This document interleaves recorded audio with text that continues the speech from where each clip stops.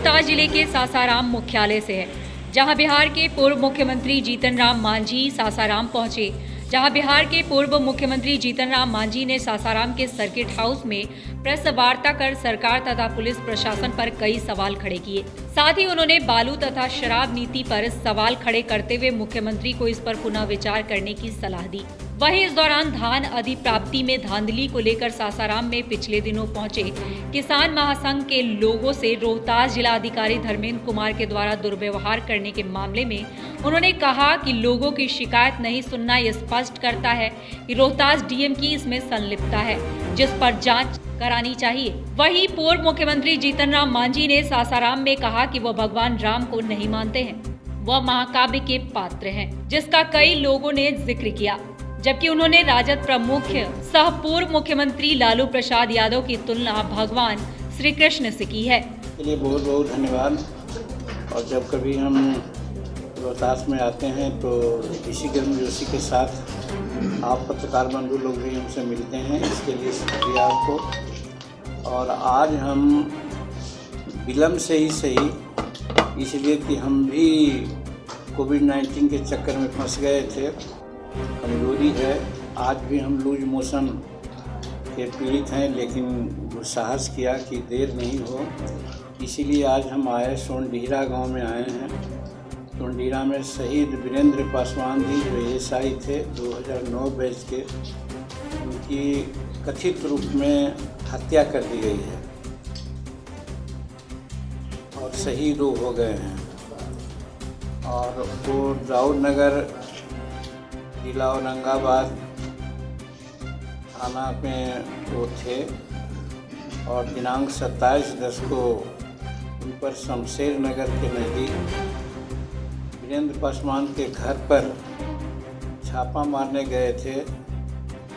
शाम को उसी दौरान छत पर से 17 किलो का लोहा वस्तु फेंका गया, जिससे उनका माथा फट गया, बेहोश हो गए। पारस हॉस्पिटल ले जाया गया और 30/1/22 को उनकी मृत्यु हो गई, वो शहीद हो गए।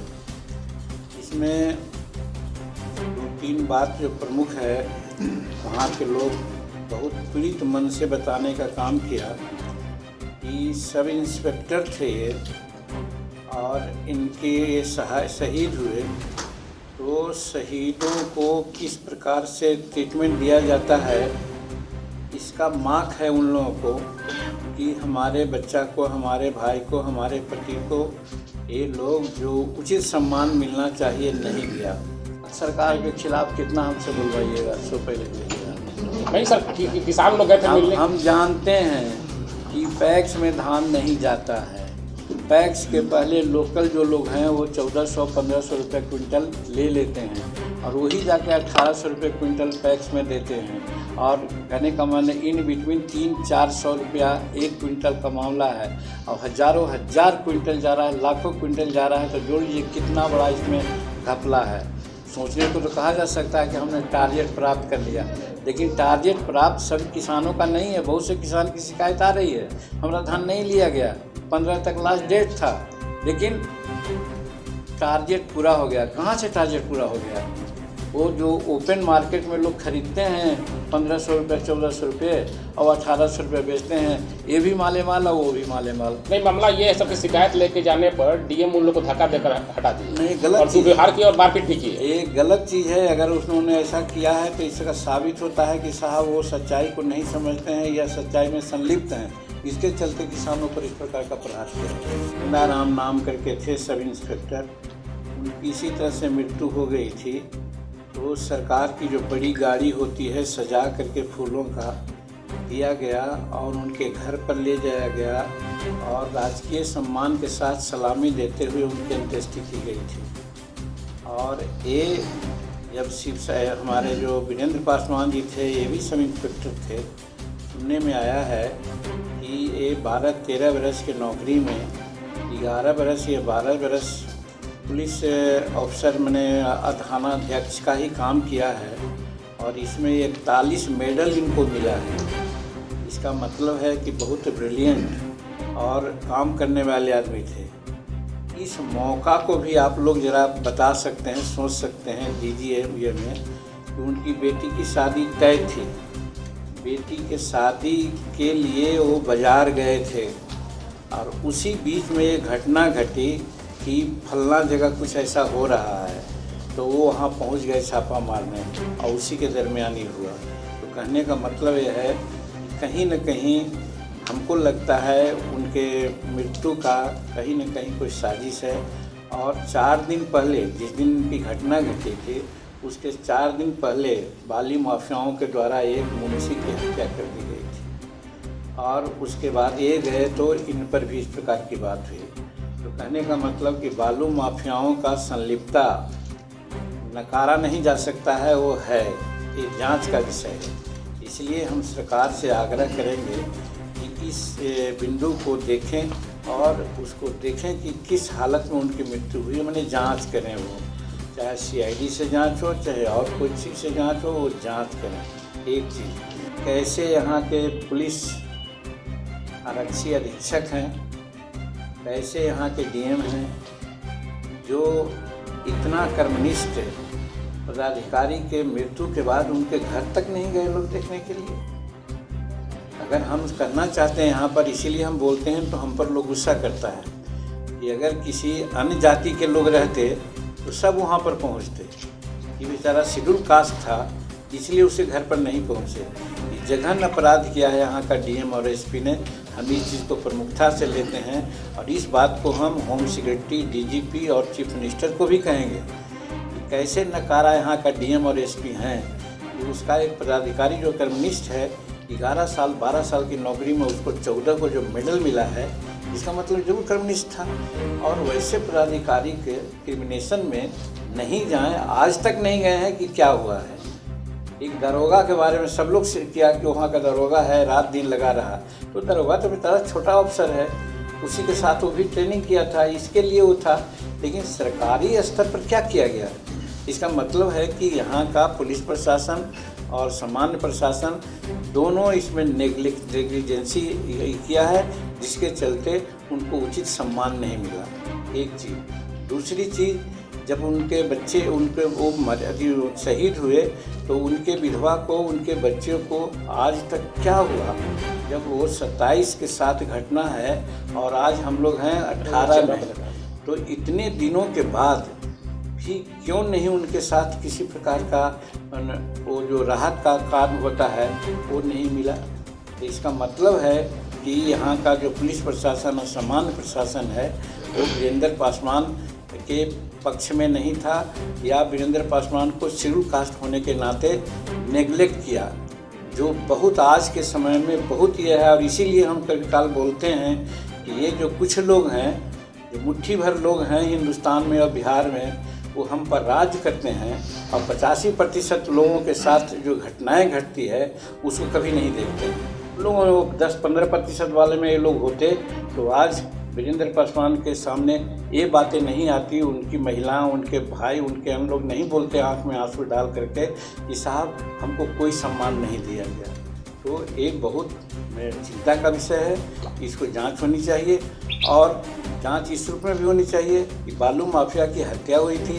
बालू माफिया के लोग यहाँ के सुनते हैं कि कोई राजनीतिक लोग हैं, उनका पेट्रोनाइजेशन है, या उनके ब्रदर लोग हैं जो बालू माफियागिरी में लगे हुए हैं। अब इस आधार पर हम कह सकते हैं, बिहार सरकार को कहना चाहते हैं कि बिहार सरकार माननीय नीतीश कुमार बालू नीति और शराब नीति के चलते हम गरीबों का एकदम तबाही कर दिया है और जिसके चलते इस तरह की घटनाएं घटती है। इसलिए बालू नीति को और शराब नीति को माननीय नीतीश कुमार को पुनर्विचार करना चाहिए। आज के समय में हम ये आपसे कहना चाहते हैं, इस तरह की बात है।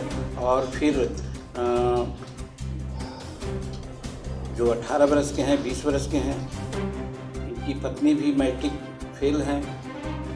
कंपा के आधार पर शीघ्र से शीघ्र इनको नौकरी दी जानी चाहिए, व्यापार देनी चाहिए, जिससे कि परिवार सेटल हो सके। हम उनके घर पर गए, देखा अच्छा घर नहीं, संकीर्ण गली में घर था।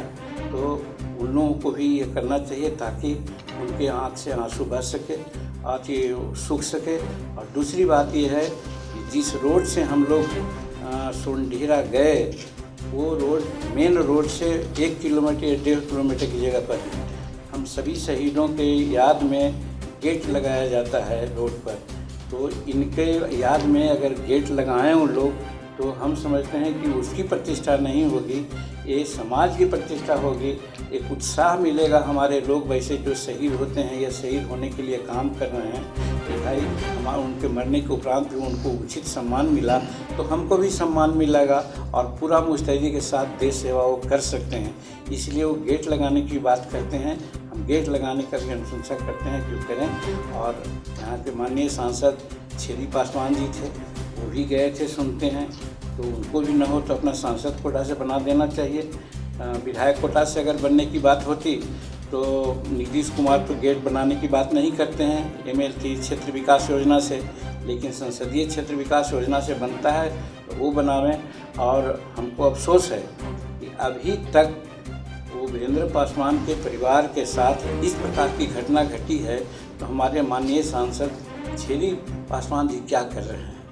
उनको तो डांटना चाहिए कहाँ के SP को, डांटना चाहिए यहाँ के कलेक्टर को, डांटना चाहिए यहाँ के IG को कि साहब इस प्रकार की घटना, एक आपका स्टाफ का मैंने निधन हुआ है, शहीद हुआ है और आप लोग कोई देखने तक नहीं गए। ये दुख है। वहाँ के अनेकों, वहाँ के मुखिया थे, वहाँ के और कौन सा कुछ वहाँ थे, हजारों आदमी वहाँ पर जुटे हुए थे। सबको इस बात का तकलीफ़ है कि कोई पुलिस पदाधिकारी या कोई या SDO तक के नहीं गया। DM की बात तो छोड़िए, ये नेग्लिजेंसी हम समझते हैं दुर्भाग्यपूर्ण है और लज्जास्पद है। ये हम आज के दिन में कहना चाहते हैं। और कि हत्या के बारे में जो कहा कि भाई उसकी जांच हो, कैसे हुआ। 4 दिन पहले मुंशी की हत्या हुई और जब इनको मालूम हुआ तो रेड करने गए, अपना घर बाल बच्चा के शादी छोड़ करके, परचेजिंग मामला छोड़ करके गए वहाँ और उनके ऊपर माथा पर गिरा दिया 25 किलो का लोहा, जिससे बेचारे मर गए थे, शहीद हो गए। तो इसकी भी जांच होना चाहिए। हम वो लोग तो CBI की बात करते थे, लेकिन हम विश्वास करते हैं बिहार के भी CID पर और अन्य एजेंसी पर वो जांच करे और जांच करके उसमें जिसकी संलिप्तता हो उसको निश्चित में देखे और देख करके उचित कार्रवाई करे और शीघ्र उसके विधवा को या उसके बच्चे को अनुकंपा के आधार पर कोई न कोई नौकरी देने की बात करे। और उसके अलावा जो उनका होता है पुलिस अफसर मारे शहीद होते हैं तो या उनके परिवार शहीद होते हैं तो अनुकंपा की राशि मिलती है, उस राशि को भी लोग दें, अनुमान जो है वो सब दें। यही आज के समय में हम कहना चाहते हैं। और हमको भी इस बात का दुख है कि साहब ऐसी परिस्थिति में भी यहाँ का प्रशासन इस प्रकार से बहिरा होकर के बैठ गए हैं, हमको अच्छा नहीं लगता है। हो सकता है कि शेड्यूल कास्ट होने के नाते ही ऐसा किया गया है, जो दुख की बात है, जिसके बारे में हम सदा कहा करते हैं। हमारे जो शेड्यूल कास्ट के लोग शहीद होते हैं या बड़ा बड़ा काम करते हैं, उनके काम को बहुत छोटा करके दिखलाया जाता है और वही दूसरे लोग करते हैं तो उनको बहुत बड़ा स्पेस मिलता है, आप लोगों के माध्यम से मिलता है और मीडिया के माध्यम से मिलता है। लेकिन अफसोस है कि इस डेमोक्रेसी में, जहाँ जनतंत्र में हम लोग विश्वास करते हैं सब बराबर है, सबको हक है, वहाँ पर कहीं न कहीं मिनिमाइज मीडिया के माध्यम से भी होता है। इसका भी हमें दुख है। बस यही खास तो कृष्ण से उनकी तुलना कर दीजिए। नहीं, उसमें तुलना हमने नहीं किया है। हम भगवान राम को नहीं मानते हैं, वो महाकाव्य के पात्र हैं। इसके लिए रामकृष्ण गोखले ने भी कहा है, तिलक साहब ने कहा है, डिस्कवरी ऑफ इंडिया में भी कहा है और सब लोगों ने कहा है कि वो काल्पनिक आदमी थे, हमारी बात नहीं है। इसलिए हम मानते हैं कि राम भगवान नहीं थे, वो किसी काव्य के पात्र थे। रही बात कृष्ण इनका लालू जी का, तो लालू जी खुद कहते थे, हम उसमें पढ़े होंगे आप, हमने कहा कि लालू जी कहते थे या लालू जी के लोग कहते थे कि भगवान कृष्ण भी जेल में गए थे, अत्याचारियों के खिलाफ लड़ते थे तो शायद जेल दिया गया था। तो ये भी जेल गए हैं कई एक बार। इनको भी समझ में आता है कि अत्याचारियों के खिलाफ सामाजिक न्याय की बात हम करते हैं तो हमको बार बार जेल भेजा जाता है। इस बात का उदाहरण दिया है हम।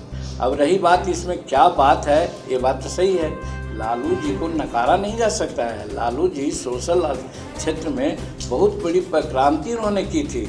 छोटे छोटे लोग जो थाना ब्लॉक नहीं जाता था वहाँ आज जाने लगा है, यही उनकी उपलब्धि है।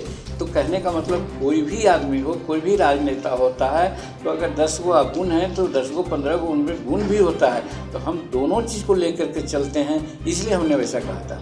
लालू क्या पाएंगे क्या जैसे क्या आपने नहीं, ये तो राजनीतिक बात है। इस माने में तो हम बहुत पहले बोल दिया है। हम जब महागठबंधन में थे तो हम क्यों महागठबंधन से आए? महागठबंधन में हमने कहा था कि प्रजातांत्रिक मूल्यों को अपनाते हुए कोई डिसीजन कीजिए, यानी 4-5 को हम लोग घटक के लोग हैं, 5 मिल करके डिसीजन लीजिए। तो वहाँ राजद के द्वारा कहा गया था कि राजद ने जो डिसीजन लिया वो ठीक है, जिसको मानना है वो रहे, नहीं तो जाए। तो हम इसलिए चले आए। तो फिर उनके साथ जाने का क्या उचित है? अभी नीतीश कुमार जी के साथ हम हैं। 1000 इनमें अवगुण है, लेकिन बहुत सा गुण है। इसीलिए एनडीए को हम एकदम समर्थन किए हुए हैं। हम जानते हैं कि आज एनडीए का समर्थन अगर हम वापस ले लें तो एनडीए में कहीं ना कहीं कुछ बातें हो सकती है, लेकिन हम अंगद के तरफ पैर जमाए हुए हैं। एनडीए को कहीं इधर उधर नहीं होने देंगे।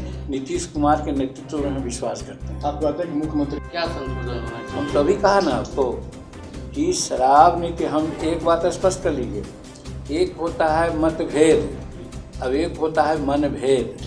तो एनडीए में हम हैं, नेता के साथ हैं, मतभेद हो सकता है लेकिन मनभेद नहीं है। और वही मनभेद नहीं है जिसके चलते एनडीए पर किसी प्रकार का कोई असर नहीं पड़ने वाला है। लेकिन बालू नीति, शराब नीति बिहार को एक तरह से फरियत की स्थिति में ला दिया है गरीबों लोगों को। और सड़कों को हम देख रहे हैं, ओवरलोडेड ट्रक जा रहे हैं, बालू गिरा रहा है रोड पर, अंधेरा हो जाता है चलने में। तो आखिर ये सब क्यों? ये नीति पहले भी तो थी, पहले क्यों नहीं ऐसा होता था? आज हो रहा है। उसी प्रकार से शराब का मामला है। शराब ठीक है, हम तो कहते हैं, सब दिन कहा है, आप लोगों से भी कहा है, हमारा 78 वर्ष उम्र है। हम उस घर में जन्म लिया है जहाँ शराब बनती थी, शराब बेची जाती थी, लेकिन आज तक हम अपने वोट पर शराब नहीं लाया।